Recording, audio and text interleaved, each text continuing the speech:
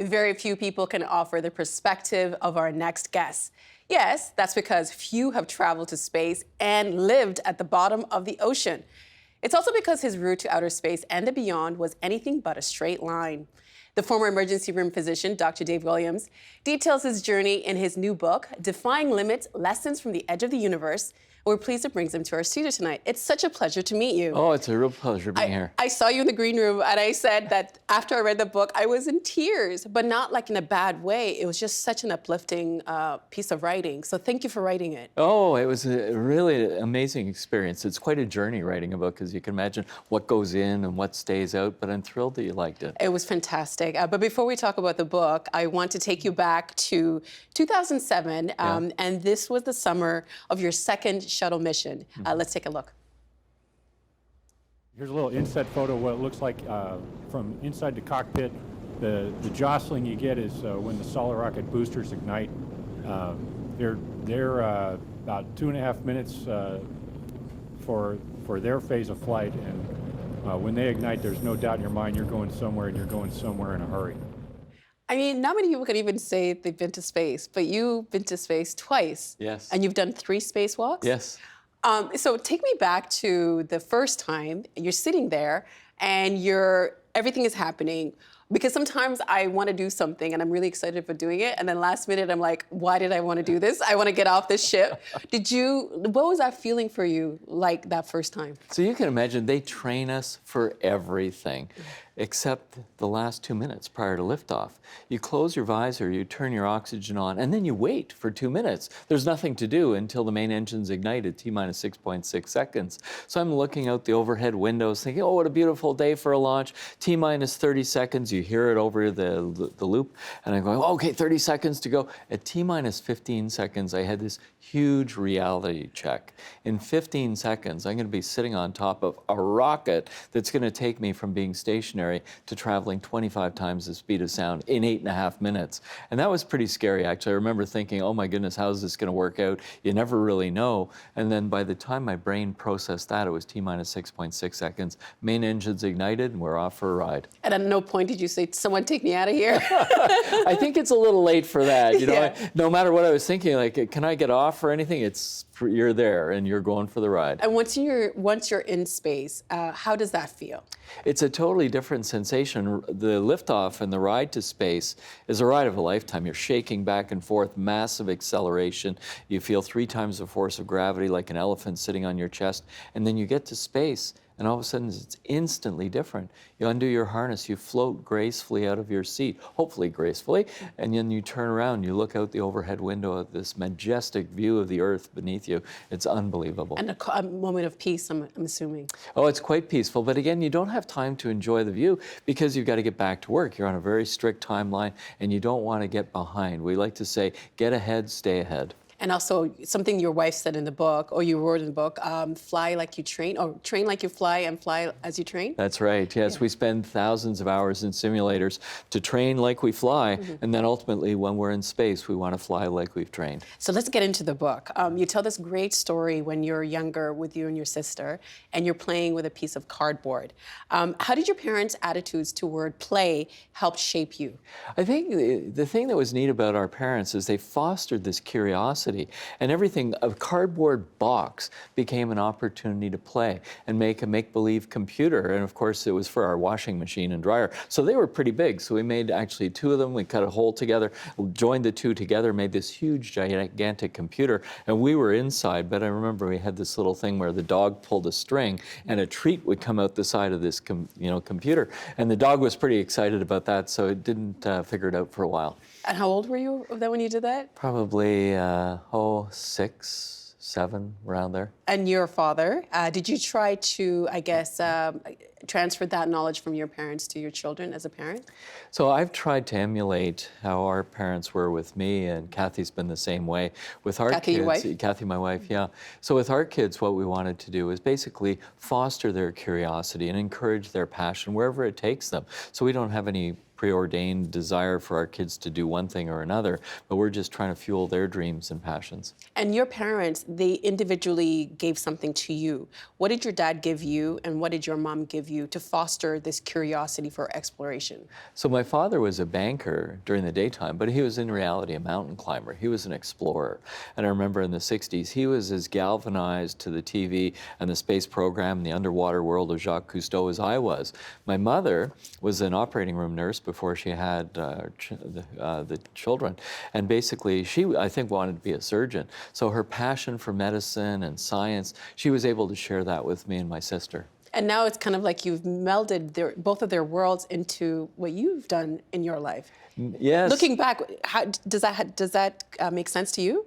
It does now. Yeah, At the time, I didn't even realize it was happening. You know, at the time, I was just having fun as a curious kid, playing with my chemistry set, learning about electronics from this electrical engineering set that I had, and then playing with cardboard boxes and going outside. We lived outside during the summertime. And when did this idea, this dream of yours start to become an astronaut? So I dreamt about being an astronaut when I was 7 years old. And it was May 5th in 1961 that Alan Shepard lifted off to go into space. I was watching it on a small black and white television with the grainy image and the little rabbit ear antennas that you had to adjust and things. And it was amazing watching that. And I said, that's what I want to do. But I was told, that's impossible. I said, well, why is that impossible for me? Because you're growing up in Canada. And in those days, Canada did not have an astronaut program. We're the third country in the world to send satellites to space, but no astronauts in those days. So I figured if I can't go to space, I wanted to live and work underwater. And Dr. Joe McGinnis, Canada's famous diving doctor, became one of my heroes with Jacques Cousteau. And you became a scuba diver, like at age 12? I did. So I certified? started diving when I was age 12, and ironically, I became an astronaut and went to space before I lived and worked underwater as an aquanaut. Oh, we're going to talk more about that in a second. But before becoming an astronaut, you kind of ended up in medical school. Mm-hmm. How did that happen? So when I started diving at a very young age, I became really passionate about physiology, how the heart and the lungs work, decompression, sickness, and the physiology of extreme environments, whether it's exploring at high altitudes or living and working underwater, living and working in space. So I went to McGill University and studied physiology and neurobiology as an undergraduate, did a graduate degree in neuroscience, and then ended up applying to medical school because I thought that was a way to bring it all together. And maybe one day I'd become a doctor and be able to explore those final frontiers as a doctor in space or a doctor underwater. But at McGill, you had some challenges. Well, in the book too, you do talk about, you say that success feels really good, but you've always found failure to be more instructive. What did you mean by that? So I think failure, if we're willing to learn from failure, failure is a great opportunity to learn how to change, how to improve. The first few years I was at McGill, I didn't have enough money for tuition, so I had to have part-time jobs to be able to pay my tuition, and my marks suffered as a result because I wasn't able to study as much as I should have. It took me a few years to figure this out. It's actually not rocket science. Mm-hmm. But if you stop working and focus on your studying, then you can apply for scholarships and get scholarships that will help pay for your tuition instead. I didn't figure that out until the second to last year I was at McGill as an undergraduate and things. But I was able to get into graduate school, had some challenges there. Didn't get into medical school the first time round, applied on my second attempt and got in, and was very fortunate to graduate at the top of my class. And it's great how you say it, but it wasn't that simple, right? Oh, no. Because it was challenging. Yeah. What kept you going through that difficult time in your life? I think what separates me from a lot of my peers is a passion, almost this burning desire to be able to do the kinds of things that I was committed to doing. So if I decide that I want to do something, the first thing I do is throw myself into it, go out and buy a whole bunch of books, sit down and read about it, and then try and go from there. And with medicine, it's not an easy path to get into medical school. It's not an easy path becoming a physician or working as a physician, but it's that passion to be able to make a difference that to me led to me doing the things that I wanted to. I'm going to show some more video, and this time, this video is one of the spacewalks. You did 3. Yes. And this one, you're replacing a control motion gyroscope, yes, or CMG for short. Yeah. Sheldon, please roll. I climbed onto the end of the robotic arm, and Scorch did an outstanding job driving me over to the payload bay to get the new CMG. This one weighs about 1,200 pounds, and I spent a lot of time in the gym getting ready to be able to lift this thing out of the payload bay. But surprisingly enough, it was a lot easier than I anticipated. And Scorch moved us out of the payload bay. We had about 2 inches clearance from something called the nitrogen tank assembly that was right beside us on the stowage platform. That's a pretty spectacular view. You know, I'm glad somebody recorded this because all I saw was this big CMG that I was holding in my face. I didn't get to see the view. That's kind of what I was seeing, except I saw more of the gyroscope itself. That is, I mean, that is breathtaking. And that's you. Yes. Isn't that wild to you? Or is it just like, oh, that's just something, that was Friday? It's almost surreal. I mean, even now I look at the video footage and it takes you back to the moment where, as a Canadian, I got the Canadian flag on my shoulder. I'm riding the Canadarm, holding onto this huge gyroscope, bringing it down and sneaking glimpses of the Earth behind. It was amazing. And it's scary because any wrong move can lead to disaster. Yes, in the astronaut program, we like to say it gets your attention. That translates mean it's pretty scary doing it. So when you're riding the robotic arm, your feet are in the foot restraint, and you have to turn your heels out to stay locked into the foot restraint. You kept saying heels out, heels out. Heels yeah. out, heels out. If you twist, you run the risk that you're going to come out of the foot restraint. And if both hands are filled with this gyroscope that you're holding on to, if I came out of the foot restraint, I'd be holding on to a 1,200-pound gyroscope, floating around in space, still tethered to the robotic arm, but now I have to figure out how to hold the gyroscope, get back into the foot restraint. Fortunately, that didn't happen. All the training paid off. And part of your training, you did a lot of underwater work. What are the big differences between working in a liquid environment and working in a weightless vacuum? There's one absolutely critical difference between training underwater and being able to do a spacewalk in space. And the fact is that the water stabilizes you, and it makes it very hard to get going and very easy to stop. So it's kind of like you're in like in sand, or? Basically, it provides a cushion and keeps you in the position that you're in. When you're in space, there's nothing to stabilize you at all. You're working in a vacuum. So it's really easy to get going and really hard to stop. And if you forget that, you're going to find out really quickly the first few moments of your spacewalk, you need to stay in control. So if you were watching me spacewalking, it's like watching grass grow because we move so slowly. We want to stay in control the whole time. But for you in that moment, it's not slow, right? No. Everything's moving fast for you. Yes, well, certainly your brain is moving fast. You got to, again, get ahead, stay ahead, so you're always anticipating the next task that you're doing.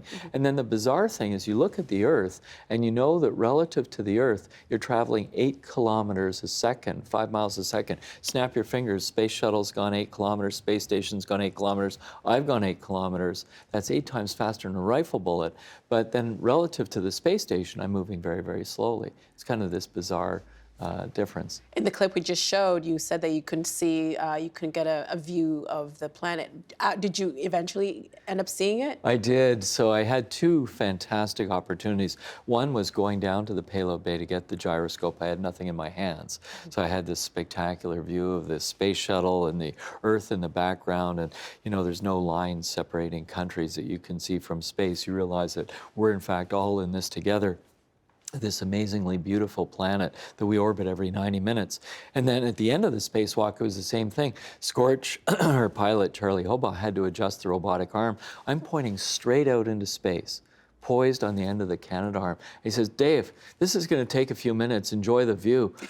This was fantastic, you know? Yeah, good. That was good advice, looking back, I'm sure. It was, yeah. So you come back home, and you're doing your everyday things. You've lived at the bottom of the ocean. You've traveled to space.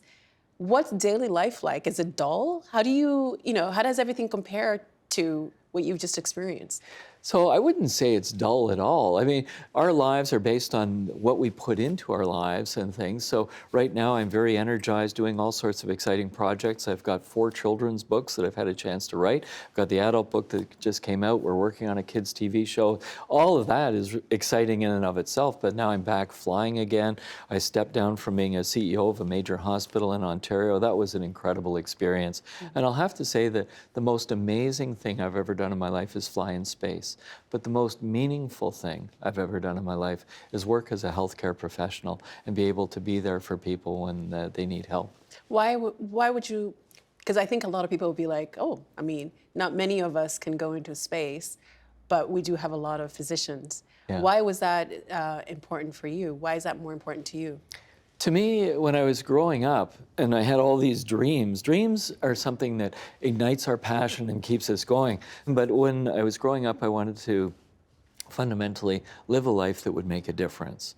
And I wasn't sure what I would end up doing. I was hoping I'd be a doctor and hoping I'd be an astronaut, but I just simply wanted to be able to make a difference. And that's one of the amazing things in healthcare when you work with patients and their families in times of need and you're able to help them and solve their clinical problems. That's pretty incredible to be able to do. In space, it's an amazing experience. I never saved lives in space. However, working as an emergency physician, I've saved many lives. And while you were in space too, you were doing very important work. You were to conduct various medical experiments. What did you learn? So my first spaceflight, Neurolab, looked at how the brain and nervous system adapted to being in space. Interestingly, when I trained as a neuroscientist, we were taught that the brain is in many ways like a motherboard of a computer. The relationship between all those nerve cells in our brain is static. Turns out that's not the case at all. In Neurolab, when we were out in space, we found out that the connections between nerve cells in the brain actually change. It's now called neuronal plasticity. And what's exciting is if we can harness that knowledge of neuronal plasticity and bring that to help patients with stroke recover faster, that would be something that would be really quite incredible. I was going to follow up and ask you how that knowledge that you learned there, how it has been used here on planet Earth. There's so many ways. You know, Senator Glenn flew in space on his second space flight at age 77. This is fantastic. But what's really interesting is when you're 77 and you fly in space and you look at how your body changes. We know you lose bone density in space, and yet when you come back to Earth, you recover that bone density. But why is it when we all age, we lose bone density and it's hard to recover? We can try and prevent the bone loss, but it seems to be a one-way street. So we need to learn from space to try and understand these physiological challenges on Earth. And when you were in space, you conducted a number of animal experiments. Tell us about how rats adapted to moving around in that environment. So we brought baby rats with us, and these baby rats were going to learn to walk in the absence of gravity and go through that window of development where they would actually learn their walking pattern and then come back to Earth. And the question is, would they be able to walk normally on Earth? So they're in space and they adapted really quickly. They figured out that the best way to get around, well, I think they probably did. Might be a little embarrassing, but yeah. So they learned to push off with their hind paws and grab onto it with their forepaws. And I remember one of them, we have them inside this special working area so they don't float away. But one of them's inside, grabs my left wrist, runs up my left arm, pushes off, floats over to my right arm, runs down to my hand, pushes off, floats over to my left hand. They were having fun. It was incredible to watch them get around. What did you learn from observing them? So interestingly, their rate of adaptation was very similar to ours. And then when we brought them back to Earth, they did learn to walk on Earth, but they had a permanently impaired righting reflex. A rat, if you put it on its back, it flips over onto its stomach. That's called the righting reflex. So it was permanently impaired in these rats. And I think what that shows us is there is a degree of neuronal plasticity, but there are also phases of neuronal development where the brain is, in fact, hardwired, and that once those patterns are learned, they can't change over time. After your first mission, let's go back a bit more. After your first mission, successful, a couple of years, I think it was 7 years in between. Your next one? Was it 9? 1998 and 2007. 2007, so 9 years, yeah. So while you're training for your second shuttle mission, the Columbia disaster happened in February of 2003. How did that event play out for you, both as an astronaut and as a family man? It was a really, really tough time. In fact, I was watching Columbia on television, you know, during the re-entry phase. We had guests who were staying at our house in Houston watching it as well. And then we all watched, as many did, the vehicle catastrophically break up during re-entry. 4 hours later, I was on my way to northeastern Texas and spent the next few days participating in the recovery efforts. It was a tragedy beyond words. I can't really explain the magnitude of that loss. I had 7 friends on board, 3 of my classmates were on board and things. But we had to learn from what happened with Columbia to be able to return to flight. And I think if we had the opportunity to speak to any of those astronauts today, they would want us to continue to explore. That's really the explorer's way, to be able to honor their legacy by continuing the journey to go into space. It would be the same for the Challenger crew or the crew of Apollo 1. What we do is dangerous, but we try and mitigate the risk to as low a level as we can to go forward. And nowadays we're looking to send humans back to the moon and ultimately onto Mars because it's part of the human nature to explore. Did they find out what happened with what went wrong? That was the most important element of Columbia, is to understand what happened, and it turns out that it was foam that came off the external tank that damaged the leading edge of the port wing of the space shuttle. So during re-entry, the wing catastrophically failed. But to learn how we can inspect the undersurface of the orbiter to make sure that we can detect damage, how to repair damage if it does occur. So as a spacewalker, I was trained on how to repair damage to the tile. And the Canadarm played a role in that, And right? the Canadarm, we could not have returned to flight if it was not for the Canadarm, because we had to be able to inspect those tiles and then also use the Canadarm to position us beneath the orbiter if we had to repair the tile. And on a personal note, because you eventually did go on another mission, were you more hesitant to go? I know you said it's the explorer's way, but in the back of your mind, was it something that you were thinking about or had made peace with if it did happen? So, you know, there's a number of different aspects to that. First of all, a lot of conversations with my wife and the crew and things, but Barb Morgan was on our crew, and she was a backup for Krista McAuliffe in 1986. So Barb had been through this before, and she was totally committed to flying after Challenger. And of course, we shared her commitment to be able to fly after the loss of Columbia. But it is difficult. We do know, though, that the space program implemented all the changes in the Columbia Accident Investigation Board to make it safer to fly. So arguably, my second space flight in some ways was safer than the first one. Now that the shuttle program has wrapped up, what do you see as the best approach to continuing our exploration of the final frontier? I think it's a really exciting time in space exploration. Canada is a major spacefaring nation. We could not have done the space station if it were not for the Canadian involvement, providing the robotic arm, etc. So now we're looking at going beyond Earth orbit. It'll be back to the moon. Will be the first step in the journey into deeper space.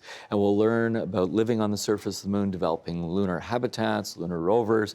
Undoubtedly, we might think about putting a space station in the orbit around the moon to be able to go from the station down to the surface of the moon. All of that will help us learn lessons to go to Mars, which will be absolutely incredible. And maybe that Canadian that's going to walk on the surface of Mars is not yet an astronaut. Maybe they're in school right now sharing the dream that I once had. And if that's the case, I say go for it. You never know how it's going to work out. The sky's the limit. Oh, beyond the sky. No longer the limit. No longer the limit. Well, Elon Musk has been in the news a lot, and he's planning to take Japanese fashion entrepreneur Yusaku Maezawa on a trip toward the moon. Do you think that's a step in the right direction for human presence in space? I think it's really exciting looking at the commercial utilization of space. Years ago, if you'd asked me this question, I would have said, commercially, we're going to focus on low Earth orbit, and it'll be the government space agencies going beyond Earth orbit. Now what we're seeing is both the private sector and government agencies looking to put people into low Earth orbit and then go beyond, you know, on these missions to the moon. You will see over the next 100 years a rapid expansion in the utilization of space. Just like over the past 100 years, we saw the first fledgling commercial aircraft growing into the types of airplanes we use today. But what about pollution? Because, I mean, I think aircrafts have contributed to pollution. Wouldn't that also happen in space if we have everybody running around there? So we need to figure out this challenge of pollution. In the 1960s, Marshall McLuhan referred to the Earth as the global village and looked at the impact of telecommunication. More importantly, we can use the phrase the global village to talk about pollution. Hopefully, as a species, we'll have learned enough from what we've done to our own planet that we're not going to go to other planets and pollute those planets. Closed-loop habitability systems where we recycle water, where we basically compost and crush trash and that sort of thing, trash management. These are all technologies that we need to be able to explore space. but they'll also help us here on Earth. How do you feel that Canada should be contributing to humankind's future in space? I think we should maintain and grow our presence. Right now, we're a major spacefaring nation. So that means we need to continue to be a major spacefaring nation, continue to ensure that Canada is part of those missions beyond Earth orbit. I think we should grow our commitment as well, particularly in the commercial space arena right now, where the current global economy around the space program is about a $350 billion a year economy, and Canada's portion of that is $5.6 billion. It's going to grow to $1.1 trillion by 2030. This incredible expansion in economic activity around spaceflight, and I hope our Canadian component grows similarly, so then we have a multi-billion-dollar space sector in Canada. That would be really exciting. I know you're an explorer at heart. Would you be jealous of the first Canadian who lands on Mars? No, you know what? I'd love to go to Mars. You never know. I'm never going to say no, but I'm really excited about that. That's the explorer's creed. We want others to be able to go and do things in our footsteps. So I look at this as a long path of footsteps to Mars. I may have put 1 or 2 footsteps in that path, but there are going to be other Canadians who are a lot younger than I am who are going to put maybe even more footsteps in that path, and I say go for it. It's exciting. We've run out of time, but I want to ask you one more question. You've been an aquanaut, an astronaut, a doctor, a pilot. Looking back on your life and having read this incredible book, what would you say has been the most important thing that you've done with your life? I think probably overall what brought it together is being a doctor in space and being able to learn from the combination of those two experiences how to enhance healthcare delivery here on Earth, how to grow as an individual experiencing all these things, and then as an author, how to be able to share these experiences with others. Dr. Williams, it's been a pleasure. Thank you Thanks so very much. And thanks for writing this. Great read. Well, thank you. I'm glad you enjoyed it. Congratulations. Thanks. The Agenda in the Summer with Nam Kiwanuka is brought to you by the Chartered Professional Accountants of Ontario. CPA Ontario is a regulator, an educator, a thought leader, and an advocate. We protect the public. We advance our profession. We guide our CPAs. We are CPA Ontario. And by viewers like you. Thank you.